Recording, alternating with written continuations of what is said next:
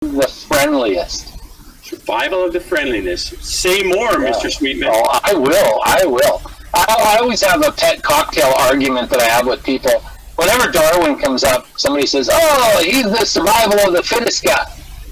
No, Darwin never said survival of the strongest, or he implied the fittest, meaning the most adaptable. Right? That was his actual theory, is that species that are able to adapt before they are overcome with, nature or other calamities, survive. And those that can't adapt don't. Right. Yep. Not in time, any way to live, right? Right. And a fairly decent example is some of the remnants of dinosaurs that we still have, that are down deep in the oceans where they maybe either adapted or didn't have to deal with fireballs and clouds of ash and things that their terrestrial brethren had to deal with. Yes. Anyway, we're not here to talk about Darwin. We're here to talk about survival of the friendliest. What does that mean to you, Al? Well, you're relating it to survival of the most adaptable kind of a thing, right? The adaptation, the ability to adapt is important. So friendliness and adaptability are connected; they're tied. They are, and so what it is it's an extension of Darwin's theory, survival of the fittest, but it emphasizes social bonds, cooperation, and friendliness as its critical factor in evolution. That is very cool. And where did you learn of this? How did this come to your awareness? Well, I'm going to back up a little bit. I had heard of this before, but what keyed me up was I was watching a documentary, and it was talking about how all species on the planet of canines, dogs, come from wolves. And more interestingly, there's actually only two groups of wolves left. One is a desert wolf in the Middle East, very small, kind of looks like a fox. And then you have the massive gray wolf, which in fact, almost all the species, if not all the species of dogs, come from. So our canines, our Canis familiaris, pardon my stumbled Latin. My Latin professor would have been horrified. And the gray wolf is the Canis lupus, if you want to know their Latin names.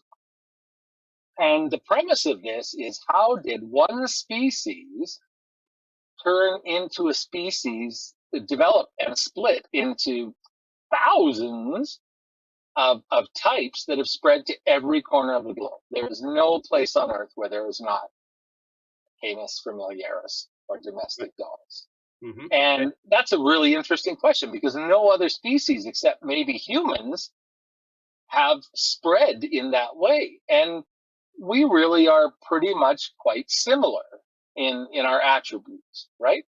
But in a domestic dog, their DNA, their shared DNA, is a little bit over 99% wolf. So It's just a tiny bit of DNA that makes them different. But if you look at an Irish wolfhound and a pug or a Pekingese, it's hard to believe that they all came from a gray wolf, which stands, has 3 layers of coat and is about 2.5 feet tall at the shoulders, and et cetera, et cetera.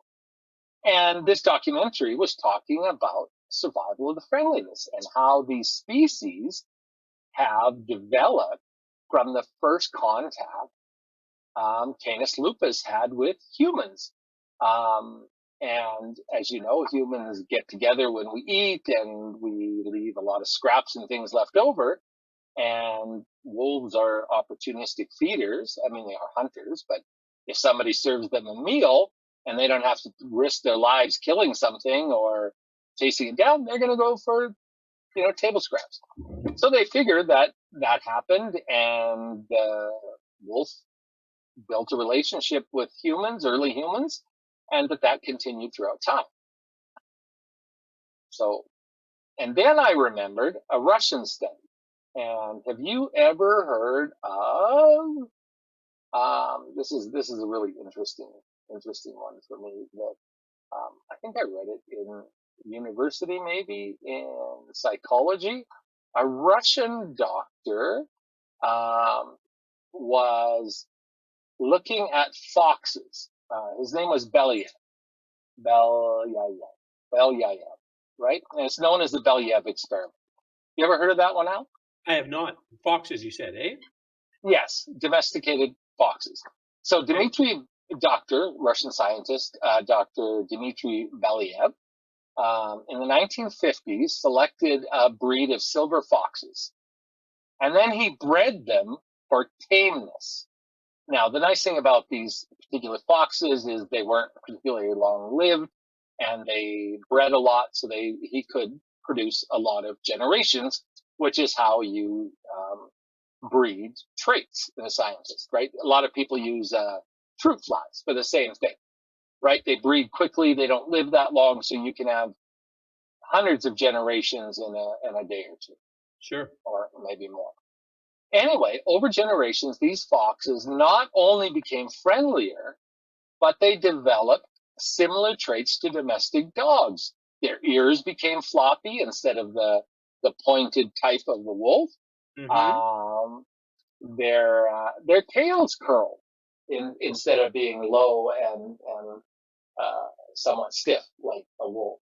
Right. And his experiment really radically changed the way we viewed our effect on species of animals that inhabit the same spaces we do, in particular canines who have changed and adopted to make us want to have them around, to feed them and care for them.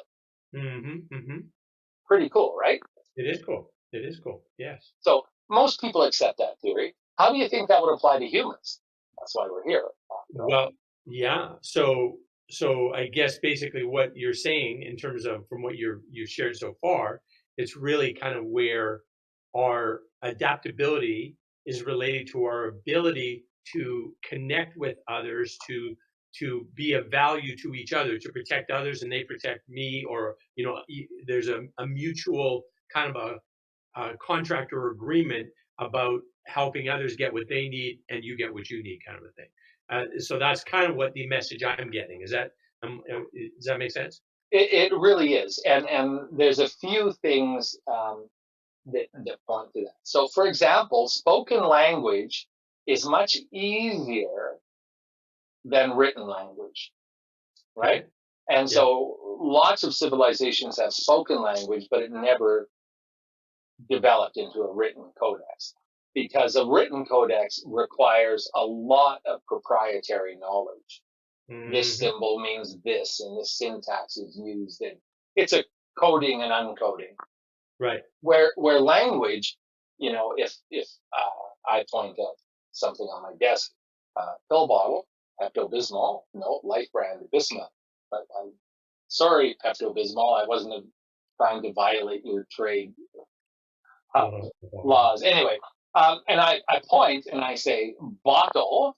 Yeah. Someone from another tribe or another language can quickly learn that this sound is connected to this, and they can imitate that sound, right? Sure. Yep. And so that allowed us the ability to transmit knowledge in ways. And so a lot of scientists feel that the development of speech was to facilitate building relationships with groups outside our nucleus or outside our tribe or our hunter-gathering group, which I find very fascinating. But also, when we look at human evolution, we find that our breeding practices, and some people don't like to talk about us as animals, but we are part of the animal kingdom. And I'm one of those Christians that interprets dominion over earth and animals slightly differently. I don't think we own them and can do whatever we wish with them. I do think that we, use them for food and sustenance and clothing and those things. But I think respectfully in the same way with nature. But getting back on topic, human evolution and cooperative breeding have been flagged by many scientists in many fields as one of the ways humans were successful and becoming the species and creatures we are today. And we probably don't have a good working definition of cooperative breeding. What would you think? I know if I asked 16-year-old boys what cooperative breeding would be, they would tell me that she says yes. But what do you think cooperative breeding would be? That I'm not too sure. I've never heard the term before, but I assume that it's kind of like, again, where it's not as in animals going into heat and having having the signals that they're just biologically driven, but there is a emotional and like a connection, emotional spiritual connection beyond like the physical act of breeding. Oh, you are a kind and generous man. For the first time, perhaps in H3 history, you're wrong. All right. Well, enlighten me, teach me. Yeah. So the first time I came across this, as you know, my first degree was in history/comparative religion. First time I came across it was in Sparta. Everyone knows about the Spartans. Sure. And they had a system where once or twice a year, I don't remember the details, somebody can text me and fill me in on the details. And there's a lot of mythology that goes with this, but it is historical fact. So all of the boys and girls of childbearing age would be put in a tent, a building with no lights, and the door would be closed, and they would be told to have at it. And the reason for this had nothing to do with sexual gratification or fulfillment or any of those things. It had to do with the fact that no one male could, or female, could attribute their offspring to themselves. That every Spartan child had the possibility of being the child of every male Spartan of that age group. Okay. Spartan did this because they felt that in a regular pair coupling, that the allegiance of the father, of course, and the mother were to their child. And so other children would be neglected, or even in best case, they wouldn't be given the same resources, that a person's own child would be treated just a little bit more special. And if you were a person of power in Sparta, then your children would be treated even more special. And they were probably much better placed to ascend to a position of power. And that was something the Spartans were very much against. Hereditary power and, that class system. So in their system, where every Spartan child, every male could be your child, the theory was that you would treat them all the same. And that a Spartan male was truly the child of Sparta, not of Joe Spartan, right? So, which was very different thinking for their time, but it did help them develop a very nationalistic identity.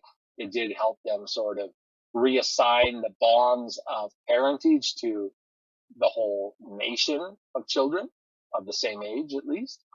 But the term cooperative breeding actually comes out of a couple of disciplines, and that's why most people haven't heard of it. And what it is where individuals help care for the offspring that are not their own. And this is really critical for survival. We know in Aboriginal cultures, not that long ago, actually, in fairly modern history, if a man died, his brother was to take his children as his own in cultures where only males had agency in that culture. because society couldn't afford to have those children be marginalized. Sure. Traditional societies, humans are resources. We don't want to marginalize them if we can. But this goes back to hunter-gatherers, and it's believed by a lot of anthropologists, some archaeologists. Sarah Hardy wrote a great book on cooperative breeding. Nautilus wrote about it. I'll put the link in. And how, in a hunter-gatherer communities, how cooperative breeding shaped social structures and facilitated the growth of complex societies. And she argues that if our hunter-gatherer ancestors hadn't practiced cooperative breeding, I think cooperative parenting is perhaps more descriptive, but that's the technical term, is how society evolved, because societies cooperated. And anyone could look after a child. And the bonds became to the group more than to the dynasty of an individual. What do you think about that one? Well, I think that's a beautiful thing, right? In terms of that, every child really had 20 parents. Like, it could be any of those parents, and then all would have the same kind of, not directly biological connection, but they would have the connection as this could be my child, right? This or my child or my grandchild, right? And then, and so it wouldn't because how even in here, when we have now today, where children from a divorce, and then there's a new father that comes into, or new man that comes into the relationship with the wife, those kids, those stepkids, are often in jeopardy, kind of a thing, right? Because they're not that man's child, kind of a thing, and then there's the potential for abuse, kind of a thing, right? Whereas if every adult regarded that this child in front of me could be my child, or I'm going to regard them as my child, that's got to be a lot more conducive to good lives, right? To supporting those children and getting them what they need in terms of having a good life, right? So, well, and exactly what you're saying. The opposite of that is proven in the animal kingdom, and in species where there's an alpha male, a dominant alpha male, they will often kill offspring that come from different fathers. yeah. And in wolves, for example, only the alpha male is allowed to breed. Only the alpha female is allowed to breed in the pack. And so if anyone else is caught breeding outside of those contracts, they're chased out of the pack or killed. And, that does provide some advantages evolutionally. I mean, it does promote the strongest genes. It does, because in some packs, especially hunter packs, weaker members slow the pack down. They have to be cared for, or food has to be brought to them, and nature's harsh, and that's the other way that nature deals with it, is that there's a chosen male or female of the species that is in charge of terminating or chasing off offspring that aren't up to snuff, in this case, coming from their bloodline, or believed to come from their bloodline. And what's funny is that some breeds have developed situations where they have sneaky breeders, where they break the rules and can get away with it. For example, felines can be inseminated by more than one male, and they can carry more than one male's offspring in their litter. So a male cat can't pick out which child is theirs, but the female cat benefits, the species benefits from mixing the gene pool, which is always a positive. So, right? Yeah. So very interesting. It is. So going back to your, you know about the bonobos, right? I do know about the bonobos. Yeah, they're very, very matriarchal in nature, and really band together to kind of keep the males in check. is basically what happens, right? So Yeah, I had a friend that was a primate scientist, and she called the bonobos hippie apes. hippie. Hippie apes, yeah, because they're known for their peaceful, cooperative societies, Yeah. and they pretty much it's sexual revolution is they have very judging by other primate cultures very promiscuous. Bonobos are the love children of the primate world. Hmm. Their cousins, however, the chimpanzees, are very aggressive, and they are known for their hierarchical societies, right? So where they will pursue and kill and ostracize their offsprings, and often their social bonds are tied to fear and reinforcing that authority. Where the bonobos create those social bonds, particularly through sexual behaviors, um, by bonding, like you say, the aggressive males are managed in the bonobo culture. And I'm not saying one is better than the other, but it's really interesting when we look at our man's closest friend, if you will, the survival of the friendliest, those abilities to cooperate, those abilities to work together, have greatly influenced the development of not only our species, but those that interact with us, like canines. Hmm. Hmm. If you're interested on the domestication of dogs, Brian Hare, as in not a rabbit, but a hare, Yeah. wrote a great treatise on how this was played out in the development of the canine species. Cool. Now, what we like to do, you and I are both in favor of evolution of the friendliest, right? I think. Sure. You bet. Yeah, we think that's good, right? But Yeah. there's people that attack this, right? And so on H3, we like to talk about both sides of this. Um, Brian Hare again and Vanessa Woods are really known for their book called "Survival of the Friendliest." Homo sapiens evolved via selection for increased sociality. Increased sociality. I like that. You and I need to practice increased sociality. There you go. Yes. Yeah. Be more friendly. Right. So, and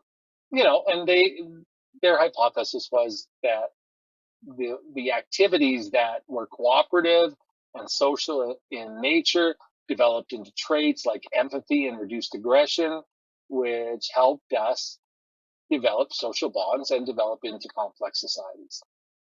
Some people, though, say, yeah, maybe, but um, the point is that that oversimplifies the complexity of evolution, and that cooperation and friendliness are certainly important. They're not the sole drivers of survival. Aggression, competition, and dominance are very important in natural selection and special development. What do you think? They have a point? Are you buying what they're laying down there? Well, I don't know. I know, like, and maybe this is just a idealistic, perspective, but like collaboration and cooperation, and the mutual connection that we are all connected to each other, right? Or that belief that we're all connected to each other, we're not separate from anybody, right? And that we're all spiritual beings having this human experience. And when we're done this human experience, we're just going to resume back to spiritual beings again, kind of a thing. But while we're here, the ability to collaborate, to cooperate, to serve each other makes our world that much more easy to navigate through, kind of a thing, right? Whereas the dominance and the I got mine, and so I'm worried about me, not you kind of a thing. So I'm going to hold on to everything that I have, and there's not going to be a whole bunch of cooperation, not a whole bunch of sharing. Obviously, creates a lot of situations where people do not have enough, right? That people are, for whatever reason, the circumstance they find themselves in, or their misfortunes or poor health or those kind of things, that they have a far less enjoyable human experience, let's put it that way, right? Without a collaborative, cooperative, connected type of an approach. I've read some anthropology on different types of societies and cultures, and often North America, particularly America, but it would be the same, relatively the same in Canada, as what they call a frontier mentality, right? And that's that, I have to be self-sufficient, and I have to, feed mine and take care of mine, and I'll help you if I have extra, and we're on the same, team, but you got to take care of your own, right? That's that sort of frontier John Wayne kind of, and our culture's a lot like that. You look at our advertising, you look at our politics.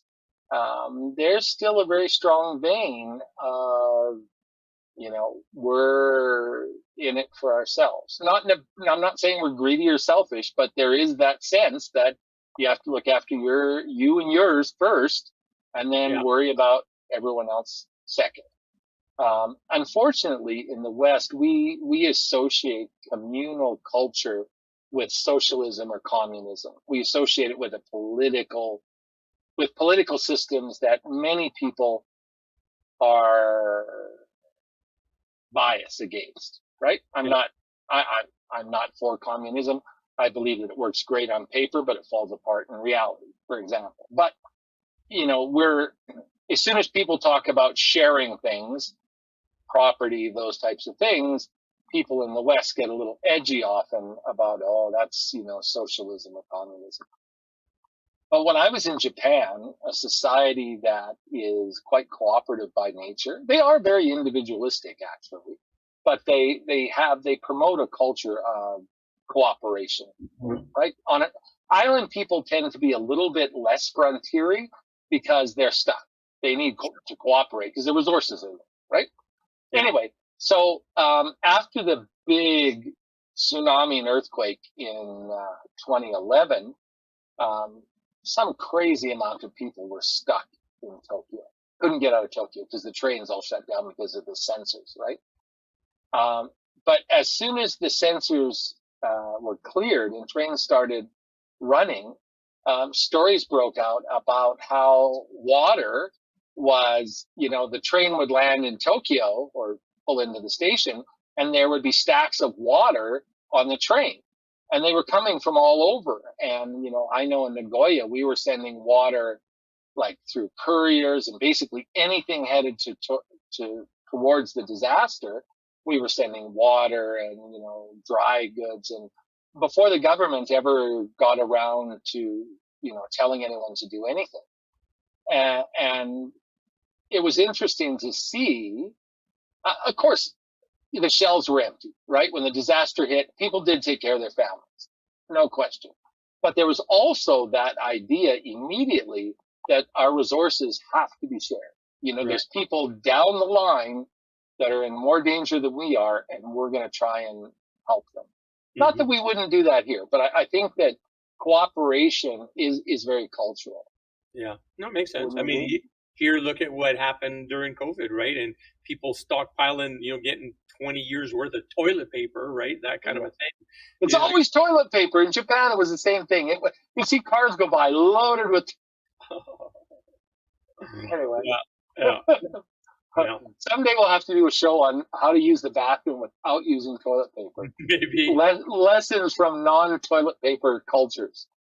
Now, today you were telling me that there is a potential for another tsunami in Japan, coming to Japan, right? Yeah, yes, it is. And it's scary for anyone that's in Japan, both people visiting and people that are living there. There's a trough that runs along the east coast, sort of in the Kanto area. I forget what it's called. Anyway, it's quite a deep trough, but it's where there's two tectonic plates that are active. And when they act up, there's an opportunity for a huge earthquake, like 8.9, 9 point, whatever, like over the scale, plus huge tsunamis. And that's what hit in 2011. Yeah. And for the first time in modern history, you know, my best friend in Japan is 10 years older than I am. So he is 67. Yeah, I'm 57. He's 67. And he's never, ever, the government has never in his lifetime said, stock up. We're very worried that there's going to be a huge earthquake and we're not going to be able to respond to it quickly. So yeah, people are scared. And if you're traveling to Japan, please check out the advisories, check out the Canadian government has a board for travelers to Japan. The Japanese government also has English resources on tsunamis. There's a very good early warning system, although in 2011 it didn't work so well because the tsunami walls were quickly engulfed, and in places the tsunami went kilometers inland and just swept people, houses, cars, everything. So yeah, it's a big deal. So yeah, public service announcement. If you're in Japan or if you're going to Japan, be careful, and our thoughts are with you. Right. Hopefully, it sounds like this is like within the next month or something, this is going to occur, right? Historically, this huge earthquake happens every 100 to 300 years, but they call it the 100-year anniversary because in sort of recorded history, it's happened about every 100 to 125 years. And it's been 100 years since the last one. Wow. The last massive one. Yeah. So they're due, and they're very worried because there has been this massive underground disturbance, and they're concerned for the second one. But the takeaway in tonight's show, I'll wrap us up, is that it's really clear that being friendly and cultivating social bonds has advanced our society. You know, the critics say, well, not that much. And the proponents say, oh yeah, way more than you think. But it has, right? Sure. And I think the takeaway for us and our listeners is that if you want your own life to be a little bit better, if you want to progress, if you want to evolve as a person, as a part of a community, in a relationship, that being more friendly, being more cooperative, being more socially open to interaction and shared responsibilities, you really can't go wrong. No. And we have a loneliness epidemic, right? That's we have so much isolation and loneliness. And what is the solution? Well, the solution is, you know, the ability to reach out, to say hello, to, you know, when there's a person on the street, a homeless person, to acknowledge them, look at them and look into their eyes and say, hi, how are you? Right? You know, that kind of thing. Well, and, you know, we're very sincere. Anyone who's watching or listening to the show can click on message us on our Facebook or, you know, whatever media they're on. We're happy to hear from you, and we'll certainly try and respond. But there's a number you can call in Canada, 211. Am I remembering correctly? Yeah. You don't have to be, you know, on the edge of committing suicide. You don't have to be up on the chair with a rope around your neck. Sorry, that was triggering. But if you're feeling that you need some help, give them a call. They're not going to turn you away. No. Yeah. Right? Yeah. I mean, even if it's just that you need somebody to talk to, call that number. Yeah. Exactly right. Well, that number, or call a friend. There's like, just pick up the phone. Yeah. Yeah. Or take a chance and go down to the local coffee shop or watering hole. I think, I find I bounced in a bar bounced bartender in a bar to help pay for my degree here. And not a good place. Bars are not good places for social interaction. No. They're kind of, in my opinion, like, dancing and stuff is fun, but not a lot of people stop it there.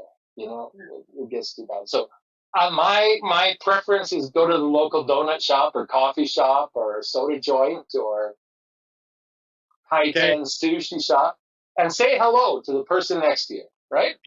Beautifully said. Take us home there, Scott Sweetman. From Allan Friesen. Okay, so this is a historical show And Alan Friesen was wrong in the first time, maybe since I've known him, but definitely on this show. And I've never muffed the out on Alan's name before. So we'll start over. Or we can edit that out, right? Sure. We're not editing nothing. No, just finish her up. From my friend, Alan Friesen, the acapellist, and myself, Scot Sweetman, we're very happy to include you in our community, and we look forward to seeing you next week. Same time, same place. Get him out, son. Keep well. Thanks, everyone.